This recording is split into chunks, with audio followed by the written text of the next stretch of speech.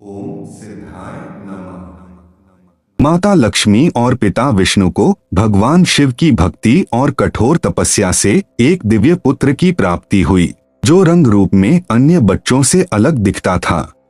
यह बच्चा बाकी बच्चों के जैसे खेल कूद और सांसारिक विषयों में रुचि न लेकर भगवान के ध्यान में मग्न रहता था। माता पिता के गृहस्थ जीवन में बांधने के ज्यादा जोर डालने पर बाबा जी ने घर बार छोड़ दिया और गुरु दत्तात्रेय जी के तपोस्थल में चले गए। गुरु दत्तात्रेय से बाबा जी ने दीक्षा प्राप्त की और अपनी कठोर तपस्या से सिद्ध योगी बने। बाबा जी ने गुरु जी से आज्ञा लेकर देवभूमि का भ्रमण करते हुए बछरेटू नामक स्थान पर आ गए।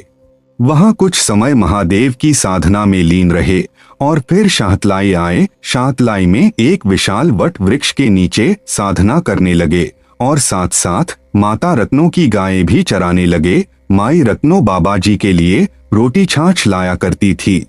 बाबा जी ने माता रत्नों से कहा, जब मुझे ध्यान से समय मिलेगा तो मैं इसे ग्रहण कर लिया करूंगा। आप इसको हर रोज बरगद के सुराख में रख दिया करो और कहा कि मैं तब तक ही आपकी गायें चराऊंगा जब तक आप मेरे काम से संतुष्ट रहोगी। जिस दिन आपको मेरा काम अच्छा नहीं लगेगा मैं यहाँ से चला जाऊंगा। माई रत्नों ने बाबा जी की बात मान ली और इस तरह बाबा जी ने लगभग 12 वर्ष तक माता रत्नों की गायें चराते रहे और खुद ध्यान में लीन रहते थे। एक दिन गायों ने जमींदारों की फसलें उजाड़ दी, जिससे जमींदार बाबा जी की शिकायत लेकर माई रत्नों के घर पहुंचे तो माई रत्नों ने जमींदारों के खेतों को देखा तो खेत उजड़े हुए थे। माई रत्नों ने गुस्से में आकर बाबा जी को उलाहना दिया कि क्या मैंने ऐसी शिकायतों के लिए ही आपको 12 वर्ष से लस्सी और रोटियां खिलाई हैं। इस पर बाबा जी माई रत्नों और जमींदारों को लेकर खेतों में पहुंचे तो वहां सब ने देखा कि खेत तो फसलों भरे थे। यह देखकर सभी लोग हैरान हो गए और उनके चरणों में गिर पड़े और क्षमा मांगने लगे। बाबा जी ने माई रत्नों से कहा, अब मैं जा रहा हूं, तुम अपनी गायों को संभालो। माई रत्नों रोती बिलखती कहने लगी कि बेटा, मैंने तुम्हें 12 साल प्यार से रोटी छाछ खिलाई पिलाई है। बाबा जी ने कहा कि मैं पौनाहारी हूं। मैंने तपस्या करते हुए आपसे जो रोटी और छाछ ग्रहण की है उसका कभी सेवन ही नहीं किया। तुम्हारे द्वारा दी गई रोटी और छाछ इस वट वृक्ष के नीचे सुरक्षित रखी हैं। यह कहकर बाबा जी ने वट वृक्ष के ऊपर चिमटा मारा। वट वृक्ष के तने के बीच से 12 वर्ष की रोटियां बाहर निकल आईं। उसके बाद चिमटा धरती पर मारा तो वहां छाछ का तालाब बन गया। उस घटना से इस स्थान का नाम छातलाई कहलाया। इसके बाद बाबा जी बनखंडी में जाकर तप करने लगे। उस समय की गुरना झाड़ी का बड़ा झुरमुट आज भी वहां पर है। गुरना झाड़ी पर बाबा जी की तपस्या की चर्चा दूर दूर तक फैलने लगी। एक दिन गुरु गोरखनाथ जी अपने 360 चेलों के साथ बाबा जी के पास आए और कहा कि आप हमारे बैठने का प्रबंध करें। बाबा जी ने अपने कंधे से अपना परना उतारा और उसे धरती पर बिछा दिया। गोरखनाथ और उसके सारे शिष्य पर बैठ गए, फिर भी परने का कुछ भाग शेष बच गया। इसके बाद गुरु गोरखनाथ ने बाबा जी से कहा कि मेरे शिष्य भूखे हैं, इन्हें भोजन का प्रबंध करो।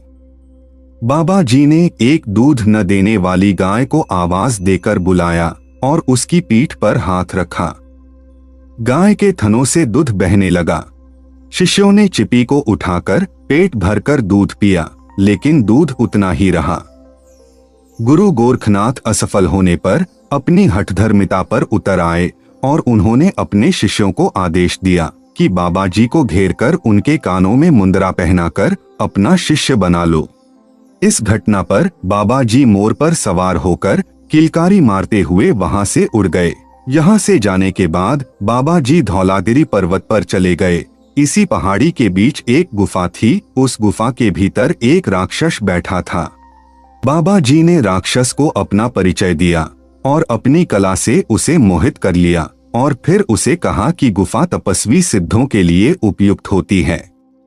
बाबा जी के इस ज्ञान से राक्षस वहां से चला गया और बाबा जी उस गुफा में रहकर तप करने लगे। गुरु गोरखनाथ जी ने अपने शिष्य राजा भरथरी को बाबा जी के तलाश में भेजा।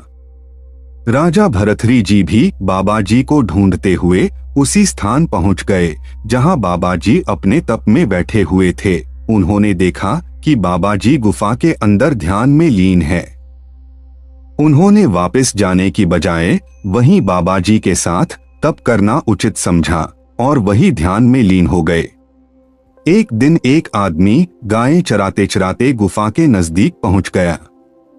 उन्होंने गुफा के अंदर देखा कि एक सुंदर बालक तपस्या में लीन बैठा था।